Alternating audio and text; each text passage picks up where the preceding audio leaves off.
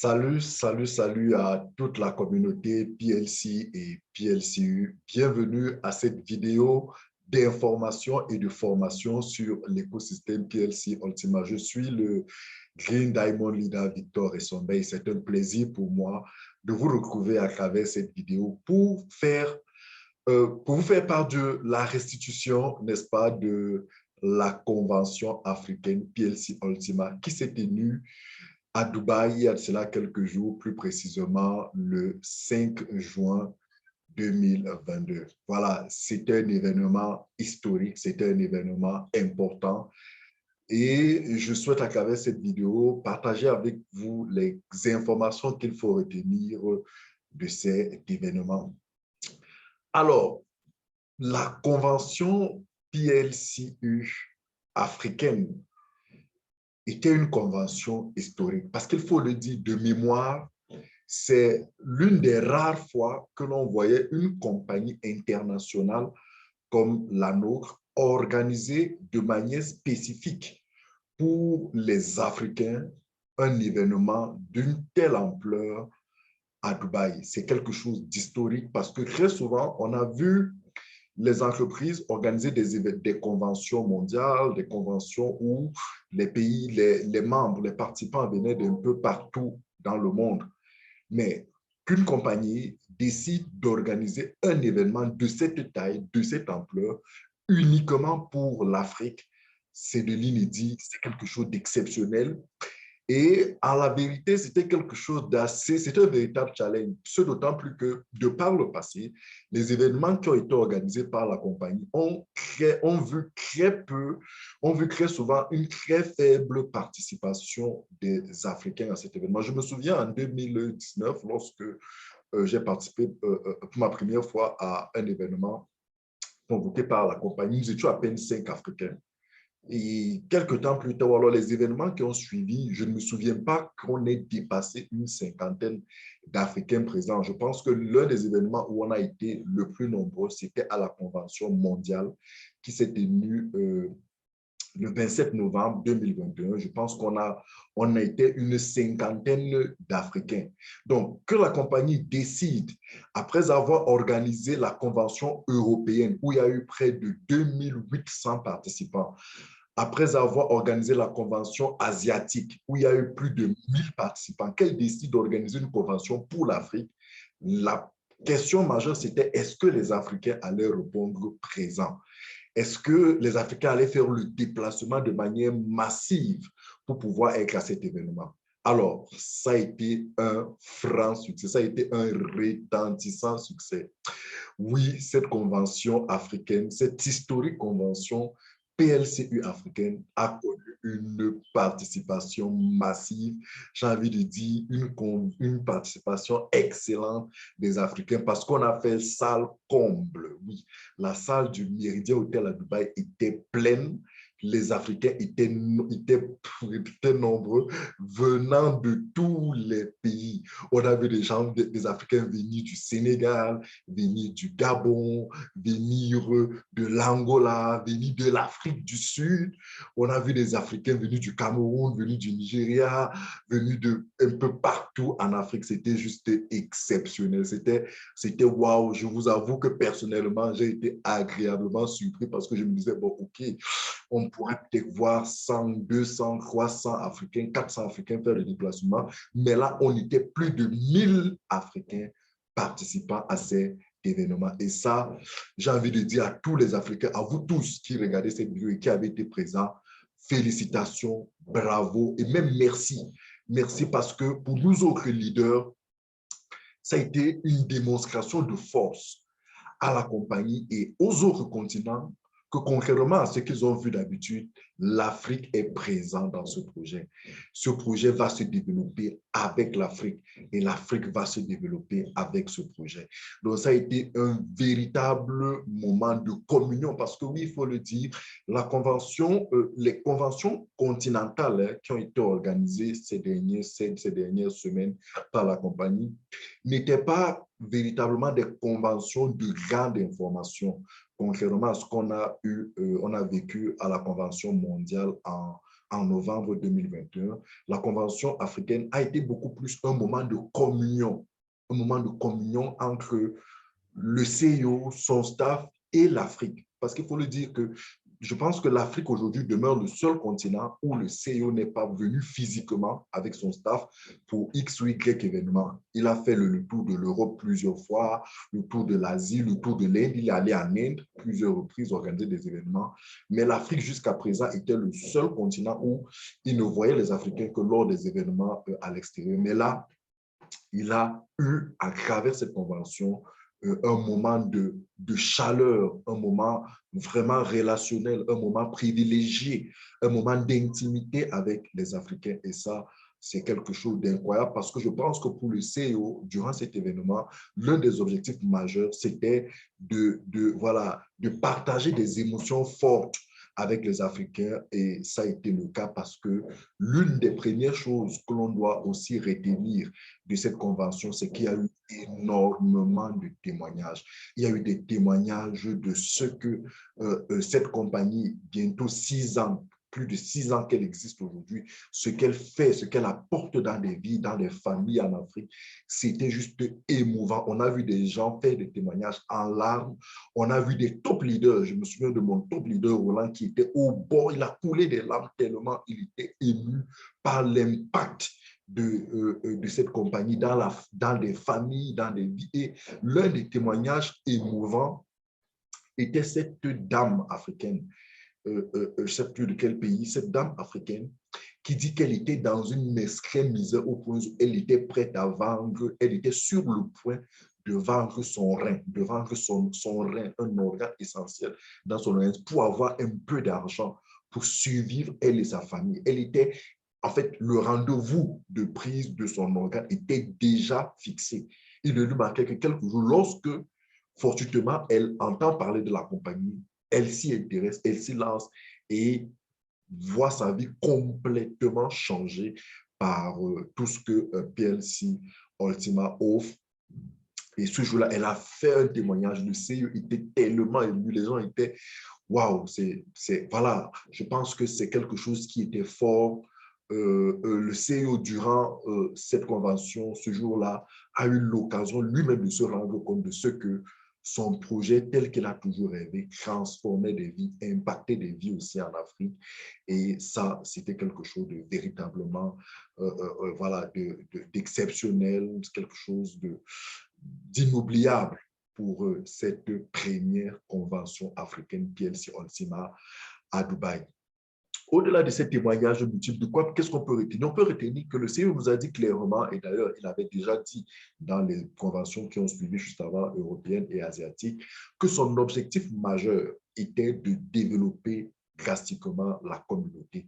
Développer la communauté de manière quantitative, 100 millions de membres, et de manière qualitative en termes d'attitude, de compréhension, de maturité, de réflexe que la compagnie devrait avoir par rapport à la vie de ce projet. Il nous a dit clairement que c'était ça, ces deux préoccupations, parce qu'à la vérité, sur le plan technique, sur le plan infrastructurel, sur le plan réglementaire, sur le plan légal, PLC, notre compagnie, PLC AG Group, qui est le nom de la compagnie, avec son écosystème Platinum Coin, PLC Ultima et PLC UPRO, aujourd'hui est assez avancée. C'est une entreprise qui est connue, qui est bien installée, qui est bien assise, qui a une technologie unique, qui a des produits exceptionnels, qui a des produits uniques dans l'univers de la crypto-monnaie. Et l'un de ses gros challenges aujourd'hui, quelque chose qu'il doit améliorer, travailler, développer, c'est sa communauté. C'est vrai, nous sommes 1 million, presque 1 million, plus d'1 million 300 000 membres, mais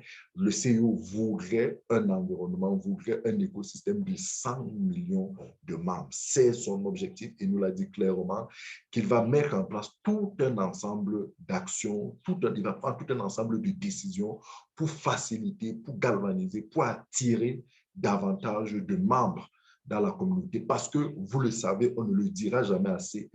Vous devez le comprendre, la force d'une crypto-monnaie se trouve dans les mains de sa communauté.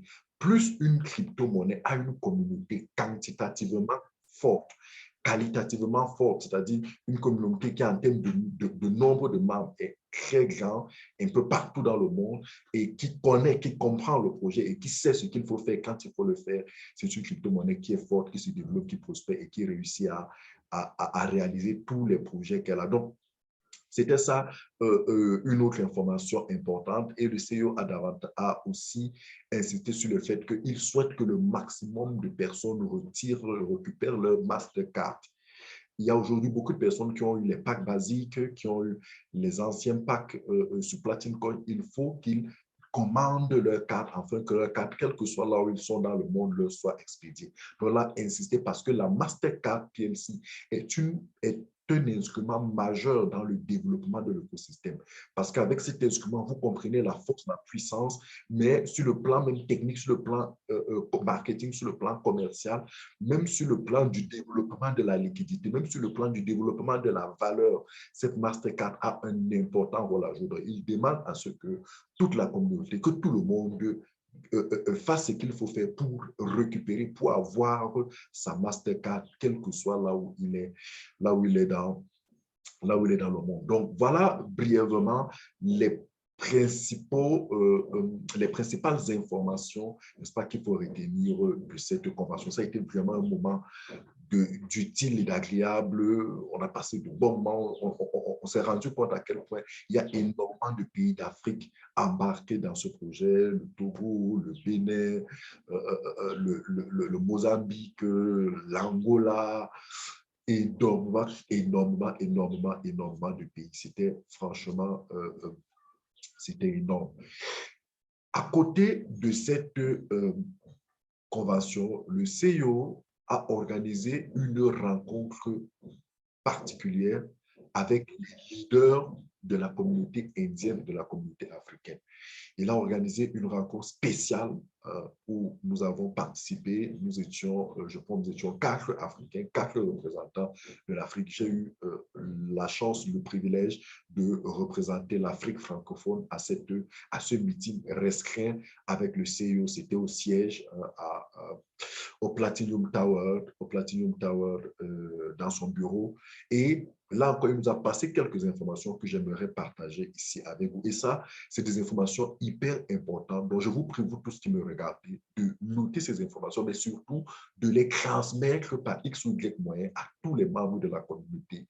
Parce que le CEO nous rassemble pour nous donner de telles informations, vous devez comprendre que c'est des informations hyper importantes. Il a insisté que l'on aille retransmettre ces informations et que ces informations soient reprises, soient communiquées, soient expliquées au maximum, sinon à toute la communauté. La première information, c'est qu'il a dit qu'il y aura d'ici 2 à 3 mois, le CAR programme, Food programme, House programme, bref, tout un ensemble de programmes vont être déployés aussi en Afrique et en Inde.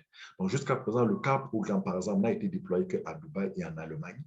Mais il dit qu'il va ouvrir cela d'ici 2 ou 3 mois en Afrique, le temps pour lui de finaliser 2 aspects. Il a dit d'abord la réglementation, de se mettre en accord avec certaines réglementations spécifiques liées à ce type d'activité dans les pays africains. Et deuxièmement, avec les smart contracts, c'est-à-dire que les algorithmes qui vont permettre la mise en œuvre, la réalisation de ces projets. Il nous a dit d'ici 2 ou 3 mois, l'Afrique aussi pourra profiter de ces programmes-là à travers ce formidable écosystème. Et il a dit qu'au moment où il se tourne résolument vers le développement quantitatif de la communauté, c'est-à-dire passer de 1 million à 5 millions, à 10 millions, à 20, 50, 100 millions de membres, il y a quelque chose qui est important, c'est de veiller aussi au développement qualitatif de la communauté. Développement qualitatif, ça veut dire quoi? Ça veut dire amener notre communauté à comprendre qui nous sommes, ce que nous faisons, amener notre communauté à comprendre les bons réflexes que la communauté doit avoir, en tout temps dans ce projet. Donc, c'est quelque chose de super important sur lequel le CEO a insisté de manière à nous donner la possibilité de pouvoir comprendre et répéter cela auprès de la communauté. Le CEO nous demande de faire très attention avec l'éducation la formation et l'information de la communauté. Il dit une communauté qui n'est pas éduquée, qui n'est pas formée, qui n'est pas informée en permanence sur son projet, sur notre projet, est une communauté qui, premièrement, ne saura pas profiter, ne saura pas tirer avantage du projet, ne saura pas défendre quand il le faut le projet, ne saura pas contribuer au développement, à la pérennité, à la solidité du projet. Et ça veut dire en fait que c'est une communauté qui est plutôt dangereuse pour le projet. C'est pour ça qu'il attire notre attention sur ce que nous devons travailler à travers les webinaires, à travers les présentations, à travers tous nos différentes instances de communication et de contact avec la communauté, à faire mûrir notre communauté. Parce qu'il nous l'a dit, et d'ailleurs, il nous a pris de nous démontrer avec les chiffres qu'on a encore une communauté qui est très immature, qui ne comprend pas encore comment fonctionne le monde des crypto-monnaies, qui ne comprend pas encore le véritable business model de PLC, de Platinum Coin, qui ne comprend pas encore toutes les actions qui sont mises en place pour pouvoir construire l'écosystème, qui ne comprend pas encore toute la vision, qui ne comprend pas encore les éléments sur lesquels la communauté doit agir pour tirer avantage du projet et qui ne comprend même pas encore en quoi est-ce que la communauté doit agir, peut apporter comme contribution pour la solidité ou pour le développement de ce projet.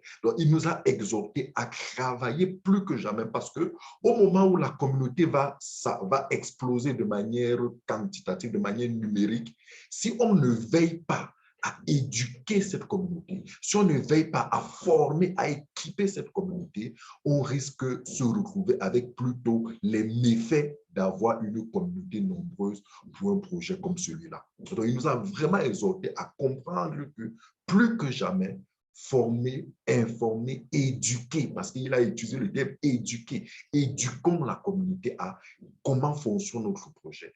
Qu'est-ce que c'est que notre projet? Quelles sont les différentes phases, les différentes périodes? Comment se comporter face à chacune des périodes? Qu'est-ce que c'est que notre business? Mais quelle est la différence entre nous et les autres? Quelles sont nos forces? Quelles sont nos faiblesses? Comment devons-nous nous comporter? Il a vraiment insisté dessus et cela nous a davantage interpellés face à nos responsabilités en tant que leaders et face à la diversification, la diversité, hein, la multiplication des actions que nous devons mettre pour pouvoir sensibiliser et faire monter en compétence notre communauté. Un autre point que le CEO a évoqué, c'est l'intégrité et la transparence. Il dit, au moment où la communauté va croître encore plus rapidement, il faudrait que les bonnes attitudes prospèrent et que les mauvaises attitudes soient proscrites, soient évitées au maximum. Il demande à ce que nous veillons, à ce que les gens n'abusent pas les autres financièrement. Parce qu'il lui est revenu des cas où des gens abusent les autres. Le système a été paramétré, a été configuré, a été conçu tel que les prix de toutes choses dans l'écosystème sont connus en temps réel. Il n'est pas bon, il n'est pas normal que certains membres anciens ou plus expérimentés abusent d'autres plus nouveaux et inexpérimentés. Donc, il demande à ce que tout comportement déviant soit... Alex Renard souhaite que les comportements déviants soient réprimés, soient sanctionnés avec la dernière énergie afin que ces comportements ne prospèrent pas. Il n'est pas bon que les gens arnaquent les autres. Il n'est pas bon que les gens abusent les autres. Il n'est pas bon que les gens récupèrent des downlines d'autres personnes. Il n'est pas bon que toute activité, tout système, toute attitude qui peut nuire un membre prospère. Pourquoi? Parce qu'il dit que ce genre d'attitude va tôt ou tard revenir, se répercuter, va attirer comment dirais-je, va exposer un membre à une situation délicate. Et ce n'est pas seulement le membre qui va y couper, mais c'est toute l'entreprise qui va se retrouver en train de subir une mauvaise publicité de la part de certaines personnes qui ont été abusées. Pourtant, en fait, elle n'en est pas responsable. Il s'agit de certaines personnes qui abusent, de certaines personnes mal intentionnées, qui abusent de l'écosystème ou alors qui abusent des autres. Donc, il nous a interpellés et je voudrais vraiment, à travers cette vidéo, vous qui me regardez, comprendre que la pérennité de notre entreprise, de notre business, de notre communauté, et j'ai même envie de dire de notre investissement, repose sur la propagation des bonnes attitudes, d'une bonne mentalité, d'une bonne moralité. Aujourd'hui, pour ceux, par exemple, qui font le networking, la compagnie a prévu de manière automatique des niveaux de rémunération qui soient tels que lorsque vous networkez, lorsque vous faites la promotion des produits de l'entreprise, vous gagnez de l'argent lorsque les nouveaux membres achètent ces produits ou alors rentrent dans la communauté. Donc, il n'est pas bon que quelqu'un se mue en je ne sais pas trop quoi et va prendre de l'argent, va extorquer d'autres personnes. Il a vraiment mis un point. Il est resté dessus pendant près de 20 ans avec plusieurs exemples pour nous dire nous ne devons pas les ignorer. Et que d'ailleurs, au sein de la compagnie, il était en train de développer tout un département de compliance, de conformité pour pouvoir veiller à ces activités de manière à ce que si on a des cas on peut lui remonter ça. Si on ne parvient pas à gérer ça à notre niveau, on peut remonter directement ces cas à la compagnie afin que ces personnes-là, qui qu'ils soient, il a dit que qui qu'ils soient, quel que soit leur rang, soient sanctionnés avec la dernière énergie, soit même radiés, parce qu'il a dit là les moyens de radier, de sortir, de bloquer n'importe quel membre qui sera qui va se retrouver dans cette situation de le sortir carrément de notre écosystème. Donc, s'il vous plaît, travaillons avec beaucoup de transparence, beaucoup d'éthique, beaucoup d'équité. Évitons d'avoir des petits comportements, des bassesses d'attitude. Évitons de penser qu'on va abuser de quelqu'un et qu'il ne saura jamais non. Parce que le jour qu'il sera, il me l'a dit, le jour que vous allez abuser de quelqu'un, il va vous amener au commissariat. Et il n'a pas conçu un système où il veut voir les gens en difficulté. Il dit qu'il n'a pas conçu un système où il veut voir des gens dont la vie va basculer négativement parce que quelqu'un a abusé, quelqu'un d'autre se retrouve au commissariat, se retrouve en prison et se retrouve dans une situation, on va dire, à cause de telle entreprise, quelqu'un est en prison. Il dit non, ce n'est pas ça sa vision, ce n'est pas ce qu'il veut. Il veut transformer, changer, contribuer au changement positif des vies des gens. Mais il faut que nous comprenions ça, nous répercutons ce message et nous amenons les gens à avoir les attitudes éthiques, les attitudes transparentes, des attitudes professionnelles. En le faisant, non seulement ils sont en train eux-mêmes de se protéger, mais ils sont aussi en train de protéger les autres et de protéger la compagnie tout entière. Et moi, je rajoute, ils sont en train de protéger nos investissements. Donc, c'est de ça qu'il s'agit. Le CIO a aussi insisté sur le fait dans le cadre de la promotion, de l'explication, de l'information, de la formation sur notre écosystème, d'utiliser les mots qui sont appropriés à notre activité. Il demande de ne pas nous mettre en indélicatesse en allant utiliser des termes qui ne sont pas appropriés. Par exemple, les termes tels que intérêt. Nous ne sommes pas une entreprise de placement. Nous ne faisons pas des intérêts. Nous ne sommes pas une banque. Nous ne sommes pas une institution financière. Donc, il demande tous ces termes-là qui ne sont pas appropriés. Intérêt, qu'est-ce que c'était, placement. Il demande de nous sommes dans de la technologie pure. Nous sommes dans l'informatique avancée, nous sommes dans la technologie, nous concevons l'entreprise, conçoit et vend des applications, des solutions qui permettent à celui qui les achète, à celui qui les utilise, de pouvoir participer à tout un écosystème, acheter, faire tout un ensemble de choses, produire de nouvelles pièces de crypto-monnaie. Ça, c'est de la technologie. Ce n'est pas du placement. Ce n'est pas de la banque. Ce n'est pas de l'investissement tel qu'on voit dans les entreprises de placement. Donc, il a insisté de ne pas utiliser ce terme parce qu'en utilisant ce terme, nous donnons la possibilité à des détracteurs. Parce qu'il a dit oui, et ça, il a aussi incité ça dans un autre point. J'arrive tout de suite. Il dit, en utilisant ces termes, on donne le fouet aux gens de nous fouetter nous-mêmes. On donne la possibilité aux gens de nous fragiliser. On donne la possibilité aux gens de nous confondre, de dire de nous ce que nous ne sommes pas. Et en disant de nous ce que nous ne sommes pas, cela va apporter de la confusion Et cela risque de se retourner contre notre entreprise et par conséquent, notre communauté, nos membres et même finalement nos investissements. Le CEO a insisté sur le fait que il y a des détracteurs dans tout projet. Il a posé la question, il nous a posé la question, dites-moi, est-ce que vous connaissez un seul projet dans ce monde qui n'a pas de détracteurs? Vous connaissez un seul projet. Il m'a dit, est-ce que vous connaissez une personne dans ce monde dont on ne dit pas du mal, malgré tout ce que cette personne fait? On s'est tous rendu compte qu'il n'y a aucun projet dans le monde dont on ne dit du mal. Il n'y a aucune personne dans ce monde dont on ne dit du mal. Il dit, pourquoi êtes-vous donc surpris ou choqué de voir qu'il y a des gens qui prennent le temps de monter des vidéos, qui prennent le temps d'organiser des rencontres, qui prennent le temps d'aller sur X ou Y euh, euh, euh, euh, j'ai envie de dire quoi, plateau, télévision, etc., pour dire du mal de nous. Ne soyez pas surpris. Ça ne commence pas avec nous et ça ne s'arrêtera pas avec nous. Mais nous, l'erreur qu'il ne faut pas faire, il l'a dit, l'erreur qu'il ne faut pas faire, c'est de nous mettre à répondre à cette personne dans un change de débat ou de discussion. Il dit non, on n'a pas besoin. On connaît nos forces.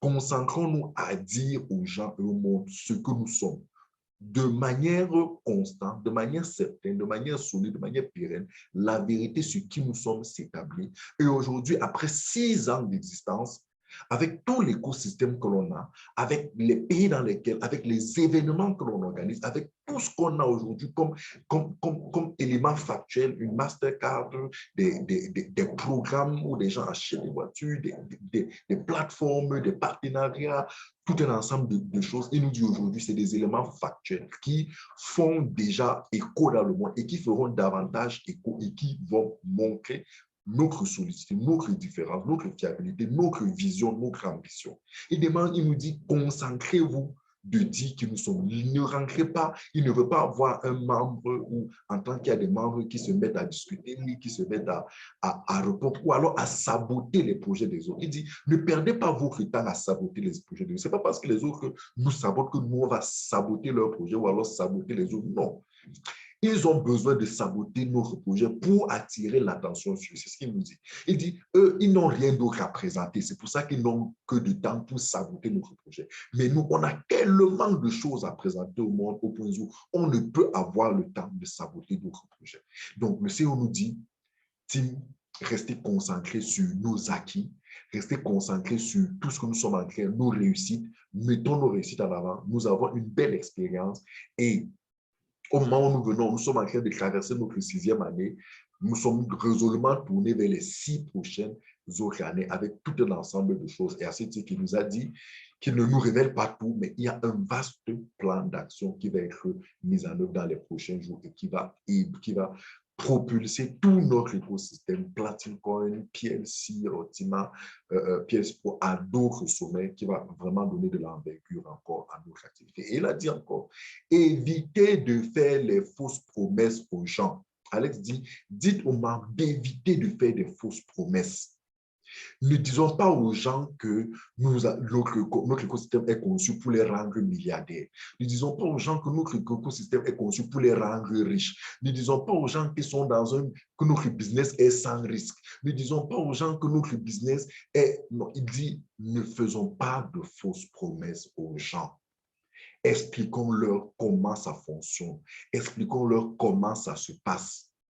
Soyons francs avec eux, soyons sereins, expliquons-leur tous les avantages, expliquons-leur les différents risques. Il dit par exemple, la baisse de valeur, c'est un risque que tous ceux qui font dans la crypto-monnaie doivent connaître. Donc, nous devons expliquer aux gens qu'il y aura des moments où la valeur va augmenter, il y aura des moments où la valeur de la pièce va diminuer. C'est quelque chose de normal. Il nous dit que c'est normal dans le cadre de la crypto-monnaie, qu'il n'y a aucune crypto-monnaie dans le monde qui ne connaît pas ce cycle-là. Et d'ailleurs, il nous dit ce jour-là, au moment où nous sommes là, regardez le burn de sang qu'il y a sur le marché des crypto-monnaies. Quelle est la crypto-monnaie qui n'est pas en train de chuter? Il nous dit, est-ce que c'est la première fois? Est-ce que vous êtes au courant de ce qui s'est passé en 2013? Est-ce que vous êtes au courant de ce qui s'est passé en 2017? Ce qui se passe aujourd'hui, ce n'est pas la première fois, ce n'est pas la dernière fois. Les crypto-monnaies ont un cycle de vie qui monte et qui descend. Nous devons expliquer. Et par rapport à la descente, pour beaucoup, c'est un risque. Oui, c'est un risque qu'il faut expliquer aux gens parce que durant cette descente-là, si les gens n'ont pas la bonne attitude, ils vont commettre des actes qui vont leur faire perdre de l'argent. Et cela nous a encore interpellé sur la formation. Nous devons apprendre aux gens à quel moment acheter, quel moment vendre, quel moment conserver leurs pièces, quel moment vendre leurs pièces.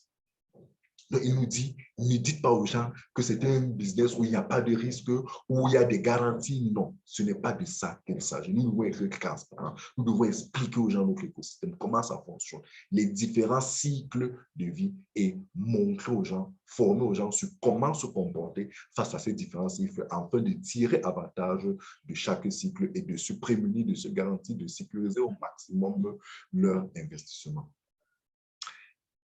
Et il nous a demandé de veiller à ce que, en tant que leader, de veiller à ce que les downlines profitent du système et se développent. Il nous a dit, il nous a fait ce jour-là quelques démonstrations au tableau. Il nous a dit, voilà, vous devez être capable de sentir que vos downlines, nos downlines qui rentrent dans le projet, chaque jour, chaque mois, les gens grandissent, les gens s'améliorent, le niveau de vie change, le niveau de vie s'améliore. Il dit, il n'est pas normal que nous ayons dans le projet des personnes qui ont mis de l'argent et qui de l'autre et qui derrière ne profitent pas du projet. Oui, il y a deux, il a dit oui, il y a deux ou trois choses qui, sur des prévisions, n'ont pas marché. Il y a certains programmes qu'on a annoncés qui n'ont pas réussi. Il y a certains objectifs qu'on n'a pas réussi à atteindre. Mais cela ne doit pas nous empêcher en tant que leader de faire un suivi de nos downlines qui permettent à nos downlines de pouvoir, lorsque quelque chose n'a pas marché, de pouvoir profiter de ce qui marche pour pouvoir améliorer leur vie. Il dit il faut que les downlines comprennent et profitent véritablement du système. Donc, voilà en quelques mots autant de choses qu'il nous a dit et durant cette réunion restreinte et que j'ai voulu partager avec vous en vous faisant aussi par la même occasion la restitution de notre convention, de notre première et historique convention PLC Ultima africaine. J'espère que vous avez été édifiés. Nous reviendrons davantage sur tous ces éléments dans nos prochains programmes de webinaires, présentations, etc. Mais je vous en prie, nous devons mûrir, nous devons grandir, nous devons comprendre comment fonctionne notre écosystème, comment fonctionne notre entreprise. Et nous devons davantage apporter, contribuer au développement de ce projet.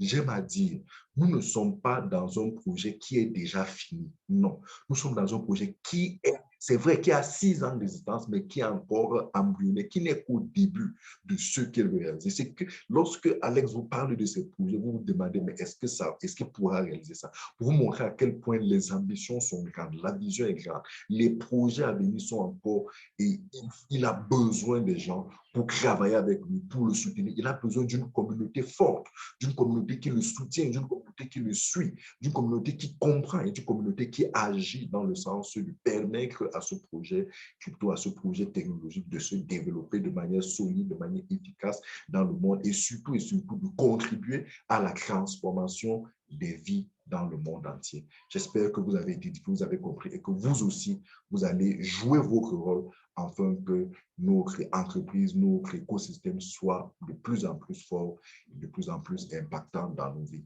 Merci d'avoir regardé. Si vous avez aimé, laissez cliquez sur le bouton j'aime, laissez un commentaire, une réaction et s'il vous plaît, partagez ce lien, cette vidéo au maximum de personnes autour de vous afin qu'ils aient l'information à jour, qu'ils comprennent et que cela suscite en eux la volonté de pouvoir accompagner ce projet. Abonnez-vous pour ne pas manquer d'autres vidéos parce que je m'en vais dans les prochains jours avec mon équipe produire énormément de vidéos pour davantage vous former, vous informer, vous amener à comprendre comment l'écosystème fonctionne afin que vous puissiez vraiment profiter de cet écosystème et que vous puissiez tirer avantage vous et tous ceux qui sont auprès de vous. PLC Ultima, the time is now.